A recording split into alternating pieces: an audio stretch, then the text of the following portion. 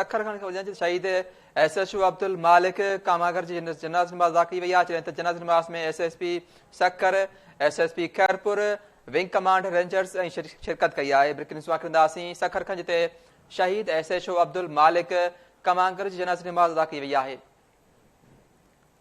जनाज़े नमाज़ में SSP Sukkur SSP Khairpur wing commander rangers शिरकत कई आहे। जनाज़े नमाज़ में DC सखर जॾहिं त MNA नौमान इस्लाम शेख MPA फरक शाह ऐं शहरिन शिरकत कई आहे। SHO अब्दुल मालिक कमांगर घोटकी जे कच्चे में धाड़ेलनि सां मुक़ाबले में शहीद थियो हो। ब्रेकिंग न्यूज़ कंदासीं नाज़रीन सखर खां DSP जॾहिं त SHO अब्दुल मालिक कमांगर जी जनाज़े नमाज़ अदा कई वई आहे। जनाज़े नमाज़ में SSP Sukkur SSP Khairpur wing commander rangers शिरकत कई आहे। ब्रेकिंग न्यूज़ कंदासीं नाज़रीन सखर खां शहीद SHO अब्दुल मालिक कमांगर जी जनाज़े नमाज़ अदा कई वई आहे।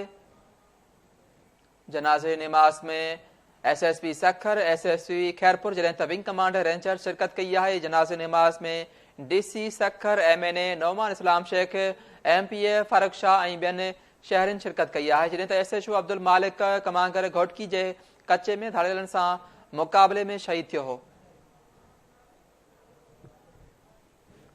ब्रेकिंग न्यूज़ कंदासीं नाज़रीन सखर खां शहीद SHO अब्दुल मालिक कमांगर जी जनाज़े नमाज़ अदा कई वई आहे। जनाज़े नमाज़ में SSP सखर SSP खैरपुर जॾहिं त विंग कमांडर रेंजर्स शिरकत कई आहे।